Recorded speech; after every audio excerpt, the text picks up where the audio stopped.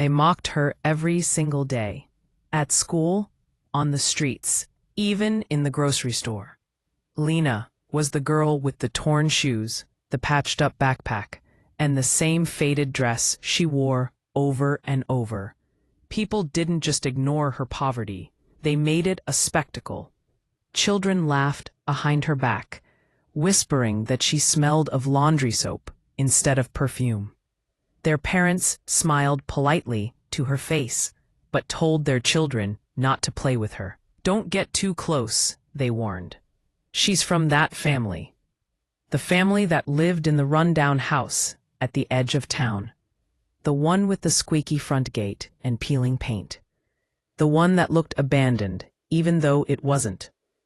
Every night, Lena heard her mother cry quietly in the kitchen, counting coins on the table under the weak light of a single bulb. She never complained. She never asked for more. Instead, Lena studied. She read. She planned. She promised herself one thing. One day, they will regret every word. One day, they will wish they had been kind. But no one could have predicted just how far Lena's promise would go. Because one day, she wouldn't just rise above poverty. One day, she would buy the very house that her bullies lived in. And when that day came, revenge would be sweeter than gold. It began in high school. Lena sat quietly in the back row, always with her second-hand textbooks and handwritten notes. Her classmates, meanwhile, strutted around in designer jackets, laughing about vacations to places Lena had only read about. One girl, in particular, made Lena's life miserable. Clara. She was rich, popular, and cruel. Clara made it her mission to humiliate Lena whenever possible. "Nice shoes," Clara said one morning, pointing at the duct tape holding Lena's sneakers together. "They must be from the exclusive garbage bin collection." The classroom erupted in laughter. Lena lowered her gaze, but inside, something burned. She refused to give Clara the satisfaction of tears. That day, as she walked home past rows of shiny houses she would never step foot in, Lena clenched her fists and whispered to herself, "Someday, I won't just walk past these houses. Someday, one of them will be mine." It sounded impossible. A fantasy. But Lena had something Clara would never understand. Hunger. Not the hunger of an empty stomach, but the hunger for change. While her classmates partied, Lena studied late into the night. While they bought clothes and makeup, Lena saved every spare coin. She worked part-time jobs, cleaning, babysitting, waitressing, anything that paid. Every insult Clara threw at her became fuel. Every laugh from the crowd became a stepping stone. Lena was invisible to them now, but in time, they would have no choice but to see her. After high school, Clara and the others went off to college with their parents' money. Lena couldn't afford that luxury. Instead, she enrolled in community college while working 2 jobs. She studied business, finance, and real estate, fields most people her age found boring. But to Lena, they were keys to a different life. She remembered something her mother always said. "Land never disappears, Lena. If you own land, you own power." It stuck with her. By the time she was 22, Lena had saved enough for her first investment, a small, run-down duplex in a not-so-great neighborhood. Everyone thought she was crazy. But Lena wasn't looking for glamour. She was looking for growth. She fixed it up with her own hands, painting, scrubbing, repairing what she could. Then she rented it out. The rent covered the mortgage, and for the first time in her life, Lena felt what it was like to breathe without financial fear. 1 property became 2. 2 became 5. She studied the market obsessively, finding opportunities where others saw ruins. Meanwhile, Clara still lived off her parents. She flaunted her wealth on social media. New handbags, fancy trips, expensive cocktails. But behind the filtered photos, Clara had nothing of her own. And Lena was quietly building an empire. It wasn't until Lena was 28 that fate delivered the sweetest twist. She heard whispers that Clara's family had fallen on hard times. Her father's business went under. Debts piled up, and soon they were forced to put their house on the market. That house, the grand white mansion with tall gates and sprawling gardens. The house Lena had passed 1,000 times on her way home from school. The house where she had stood outside the gates while Clara and her friends laughed at her. Now it had a for sale sign in front of it. Lena's heart raced. Could she? Was it even possible? She ran the numbers, checked her savings, her investments, her properties, and for the first time, she realized something incredible. She could afford it. Not just afford it. She could buy it outright. And so, with steady hands and a calm smile, Lena signed the papers. The mansion, the symbol of everything she had been denied, everything she had been mocked for, was now hers. But the story didn't end there, because Clara and her family had nowhere else to go. And when they came knocking, begging to rent back the house they once owned, Lena had a choice to make. The day Clara's family moved back into the house, only this time as tenants, was the day Lena felt her power. Clara's mother, who once sneered at Lena in the supermarket, now couldn't meet her eyes as she signed the rental agreement. Clara's father, who once called Lena's family hopeless, now handed her the deposit check. And Clara herself. She stood there, silent, her face pale, unable to believe that the girl she had mocked for years now owned the roof over her head. "You?" Clara whispered. "You own this?" Lena didn't gloat. She didn't laugh. She simply smiled and said, "Yes, welcome home." From that day forward, every month, Clara and her family were forced to pay rent directly into Lena's hands. Every insult, every laugh, every cruel word, it all came back to them, multiplied, each time they signed a check. And Lena? She walked through those grand gates with her head held high. They had mocked her for being poor, but now she owned the very house they lived in. And that was only the beginning. Lena moved carefully. She knew revenge could be loud and messy, but she wanted hers to be silent and undeniable. She didn't strut into the mansion as the new owner. Instead, she played it cool, professional, even generous. She offered Clara's family a fair rent, slightly lower than market value. At first, people in town whispered about her kindness. "Lena's so forgiving," they said. "She could have thrown them out, but she didn't." But Lena knew better. True revenge wasn't about screaming, "I won." It was about living in their minds, every single day.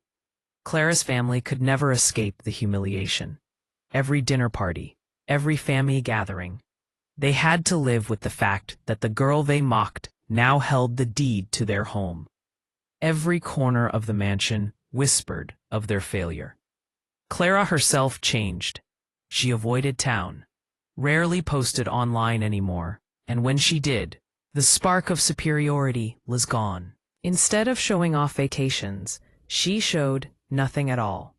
But deep inside, Clara burned with anger. She couldn't stand seeing Lena, successful, calm, powerful.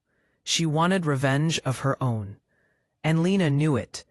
It started small. A late rent payment here. A small act of defiance there. Clara left messes in the garden, deliberately damaged small things in the house. Her way of getting back at Lena. But Lena didn't rise to the bait. She fixed what needed fixing, charged Clara for damages, and carried on. Still, Clara couldn't handle the shame. She spread rumors in town. She didn't earn it. Clara sneered to anyone who would listen. She probably got lucky. Or worse, she cheated someone. But people weren't listening anymore.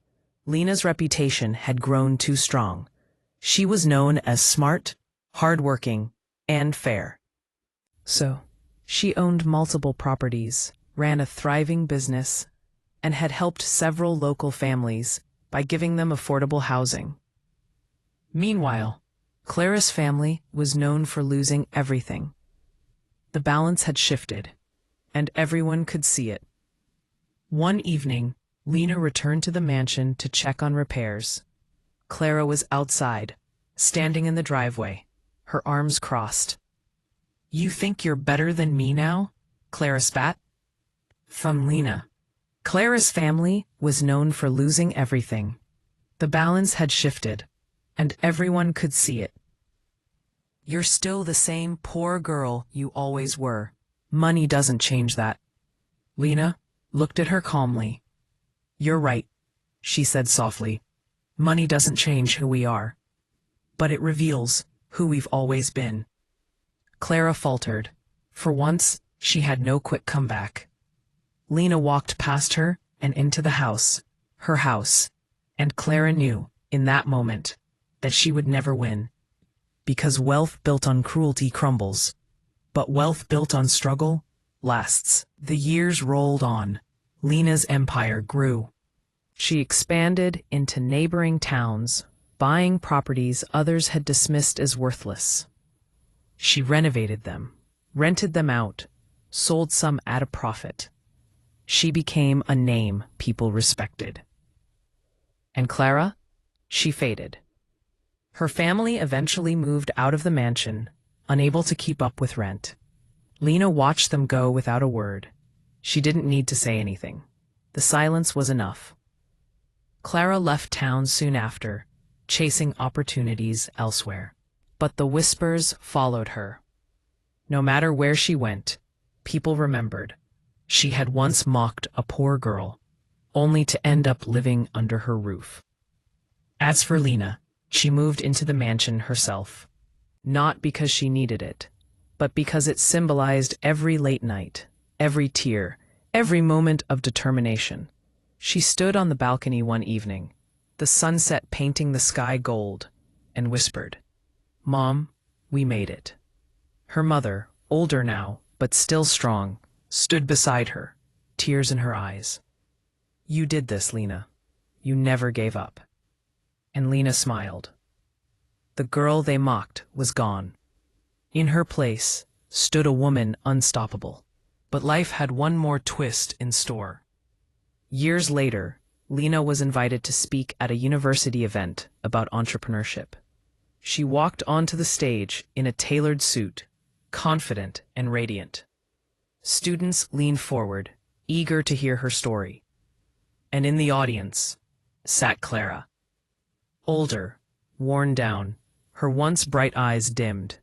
She had tried and failed at several ventures, each one crumbling under her lack of discipline. When Lena spoke about resilience, about turning pain into fuel, Clara's face burned. She realized, in that moment, that Lena's revenge hadn't been the house. It was this. Lena's story spread far beyond her small town.